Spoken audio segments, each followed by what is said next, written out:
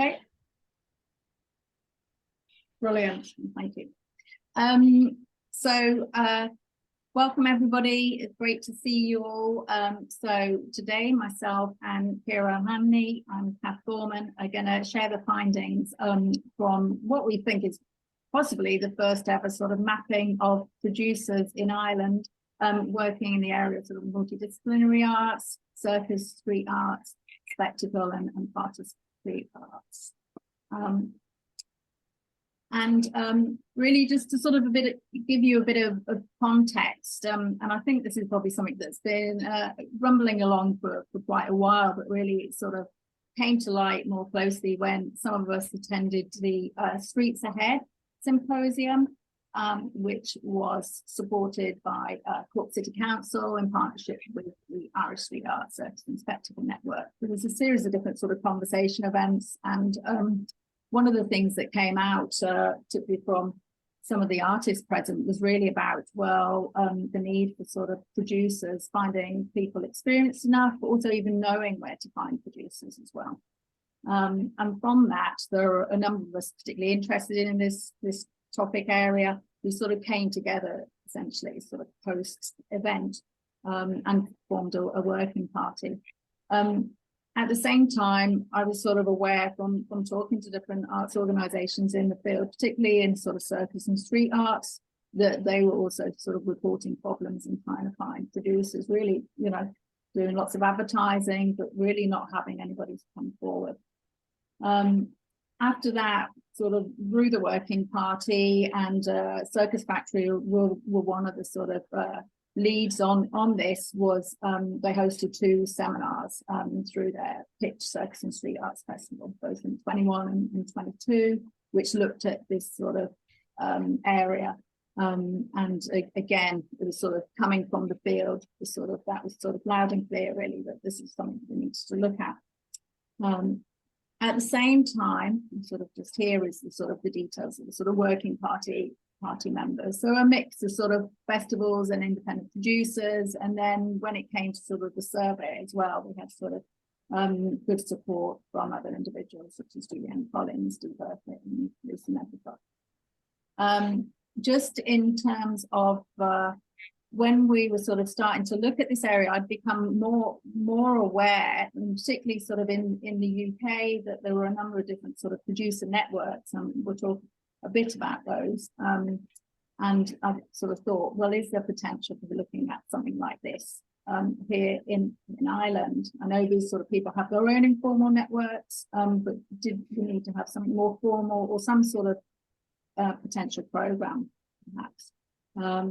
But our first thought was really we needed to sort of look at, well, who is out there? I think, you know, lots of us do know people, but we might not know everybody.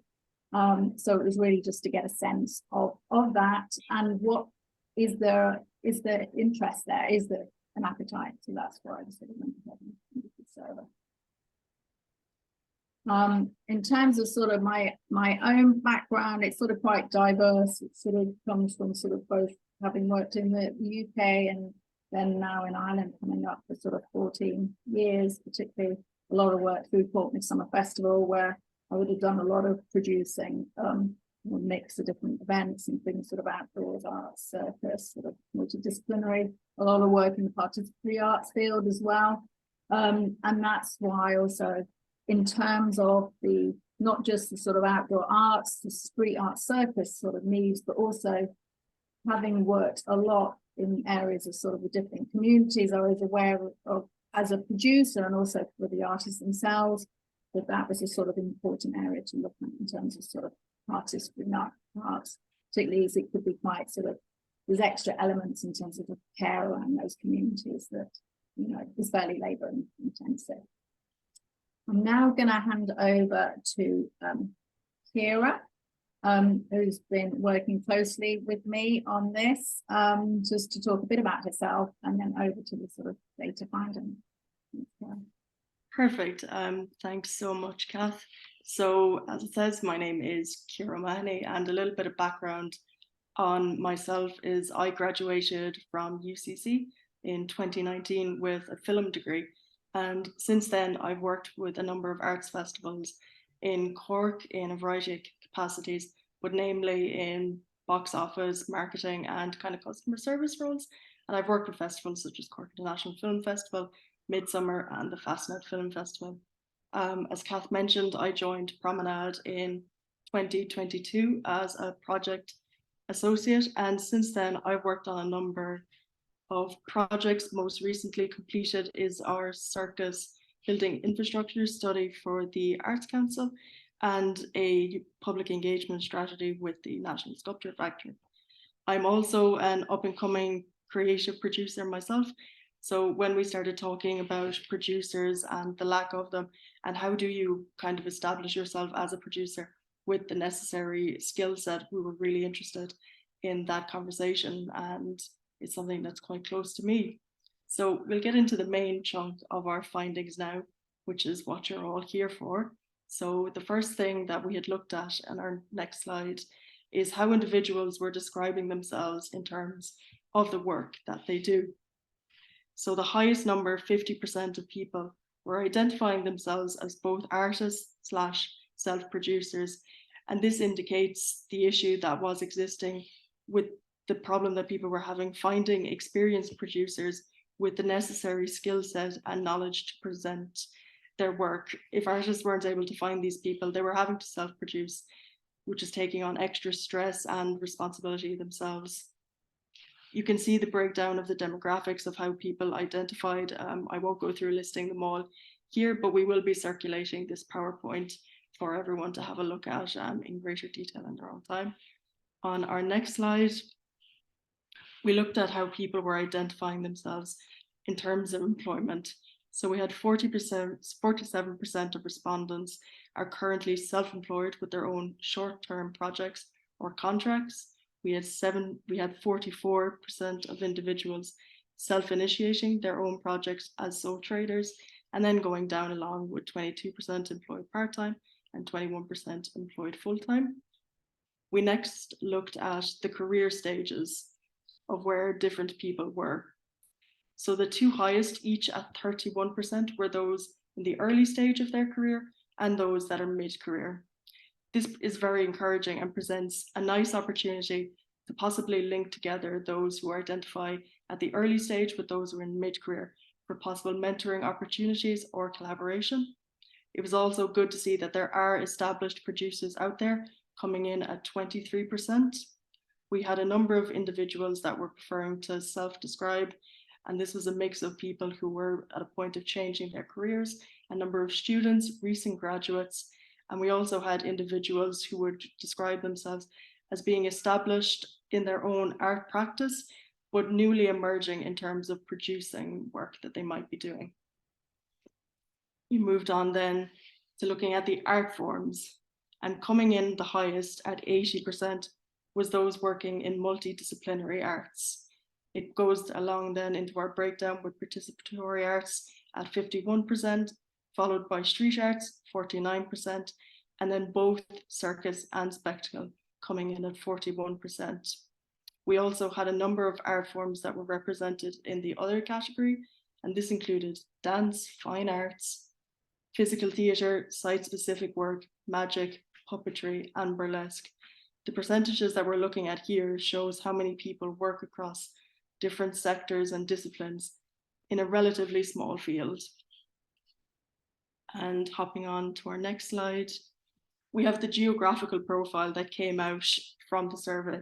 In total, survey respondents were spread across 21 counties in Ireland, with the highest population highlighted here in red, including Cork, Dublin, Galway, Waterford, and Antrim. The other respondents were spread across 16 counties that are highlighted here with the blue dots. So you can see that there's a number of kind of isolated individuals who aren't part of any of the main hubs in terms of where people are located. We also had asked as part of the survey where individuals mainly worked, and 30% were recorded as saying that they primarily worked within their own county. And if you're going to be based in one of those areas marked by a blue dot, you can imagine how individuals would find themselves in quite an isolated position. We also looked in terms of the geographical profile on the next slide in terms of the living areas where people were based. 46% identified in an urban setting, rurally coming in at 34%, and then those who lived either in a town centre or the edge of a town were looking at 20% of the result. Moving on then, we had a question as part of the survey that asked individuals to define a producer. Now, considering we got a fantastic response of 94 definitions, I'm not going to read all of those out for you here today, but you can see in this word cloud some of the most reoccurring phrases and words that were coming up in terms of what a producer. Words like facilitating, overseeing, developing, managing, funding, coordinating. It was coming through quite clearly that a producer is essentially someone who coordinates, facilitates, and develops all the elements of a project, responsible for financial, administrative, and logistical aspects, and that they're involved in planning, coordination, and management. After moving on from looking at the definitions of a producers, we asked individuals to tell us how connected or isolated they felt to other people working in the sector. So we have almost 50% of individuals telling us that they feel somewhat isolated. So there is a need to foster those connections, either online or in person, so people can feel that they're more part of something. 29% of people told us that they did feel somewhat connected, but there is always room to improve on existing connections and to ensure that they continue to grow and foster. We next looked at the existing networks that are already out there and who was a member of what. The majority of 31% are not a member of any of the networks that we had given as options throughout the survey. However, there were 30% that were members of ISACs, and then going down along with a percentage involved in Theatre Forum, Create, and Dance Ireland. Other networks that were also mentioned that some people were involved with include Outdoor Arts UK, Once Off Productions, Creative Careers, Circo Strada, and Theatre 57. So our big question in the survey then was, would people be interested in joining a producers network? And on the next slide, we are delighted to say that almost 90% of individuals said yes, which was extremely encouraging for us. And on the next slide, we have some feedback about what individuals were saying and what a producers network in Ireland would mean for them. So one individual was stating that it would be a massive support for the industry and the people who work in it, absolutely necessary as producing is becoming more recognised across the arts over the last few years. A network would also be a huge positive for the industry, as it would encourage more people to work up through the industry to reach their creative goals, and offers the capacity to harness the shared knowledge and experience of a wide range of professionals in the sector. On our next slide then, we had asked how often, our right side, sorry, I was jumping ahead. We asked about the activities that people would most likely be involved in as part of a producers network. Overwhelmingly, people were really interested in coaching and mentoring opportunities at 77%, of course, funding supports at 76%, and then at 75 training sessions from experts on specific topics. And you can see on the slideshow here the continued breakdown of everything and how interested individuals would be in what activities. On our next slide then, we asked how often people would potentially be interested in meeting up online, and the majority said that twice yearly would be the ideal, with another 21% suggesting that possibly every other month or something like that. And on our next slide, for people to meet up online, and the majority were saying that quarterly would be best for meeting up online, or again, something every other month would be quite suitable. We appreciate that everyone is quite busy in terms of the work that they're doing, so we did want to investigate as well the potential barriers that would possibly exist for joining a network, and the highest one coming in at 70% was limited time. So there's room for discussion and talk to see what would suit individuals in terms of meeting up in person and online, given that time is one of the issues that people would see as a barrier to taking part in a network. And that is all of the statistics from me. So I can hand back over to Kath to tell you a little bit about some producer networks and examples we looked at. Thanks so much, Kira. That was great, really comprehensive. Yeah, so just sort of wanted to highlight, this is sort of research. I wouldn't say it's in-depth research, but at least we're sort of just starting to look at what other examples are out there, and is there anything that we can learn from that. And there's, you can see here, the majority are UK, but there is one program in Ireland. In fact, Gwen is here, Gwen Van Spijk, who led on this program by Dance Ireland, which was in its 3rd year last year, producer in residence program. And I know there's going to be a sort of a piece of evaluation around this, which could be very helpful for us. And that program provided a mix of sort of bespoke guidance, advice, mentoring to dance artists and their producers, as well as monthly working group sessions to help problem solve and tackle different aspects of producing dance work. And then also I spoke to Split Second, who are provide support for circus producers and artists in the UK, and they've developed a program called Focal Point. They offer a mix of sort of one-to-one artist mentoring sessions. They have a digital support network for independent producers. I think they've got about 104 members, as well as a series of professional development labs on topics relevant to the arts landscape. They've sort of focused on tailored professional development sessions and found that has worked well. And then there's also Marlborough Productions. I haven't spoken to them yet, but they sort of focus regionally in terms of producers in Southeast England. They have sort of a project producer on a sort of 1-year fixed contract, and then it goes over to someone else in terms of sort of management of the program.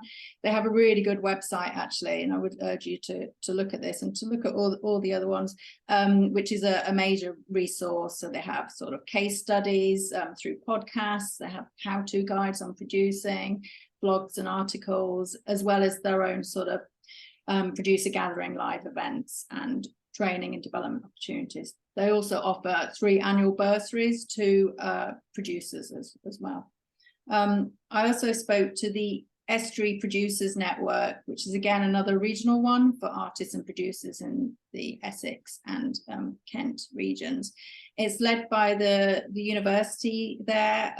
They provide paid placements and apprenticeships for emerging producers, micro commissions, training and get-togethers. And what they've also found is, and like we were talking around sort of potential barriers, was that they do provide bursary support for some producers who might find it harder to get to events as well.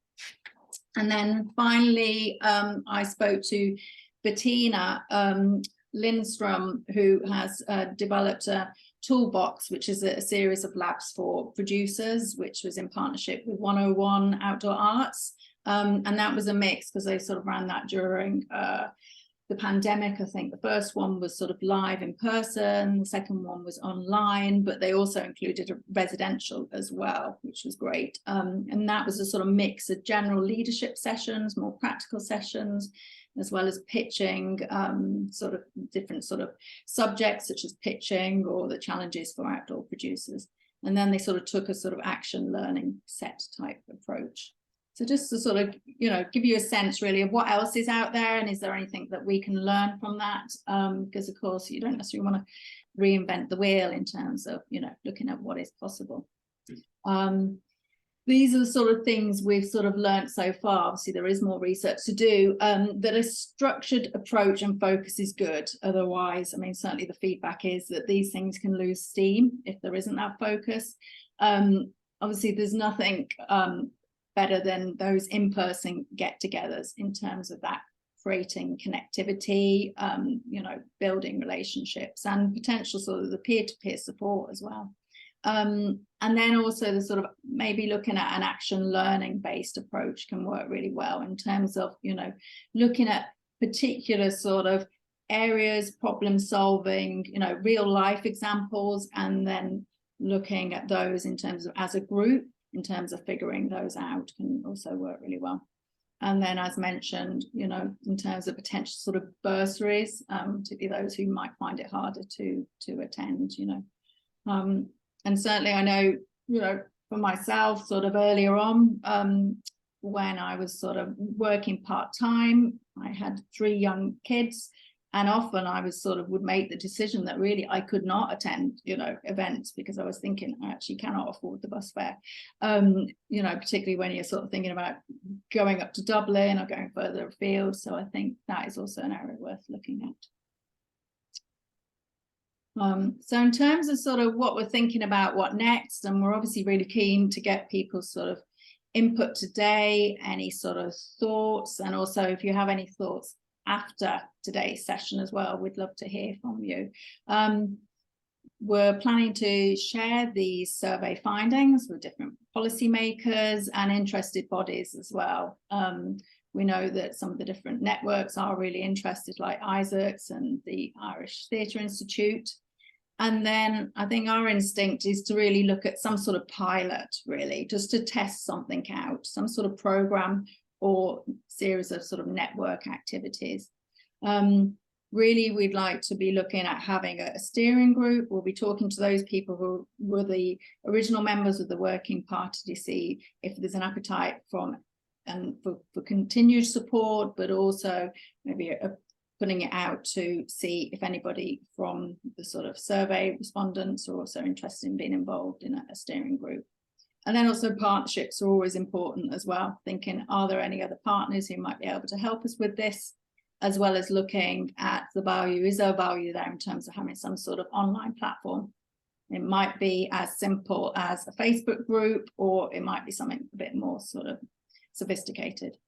The other thing to say is we've been approached by Fidget Feet in partnership with Split Second to look at a Prudential producer training program. Would be sort of on a fairly sort of small basis in terms of limited to a number of producers, but the hope is to have to some sort of follow-up industry event as well. So that could work quite well potentially, particularly if we're looking at some sort of pilot network.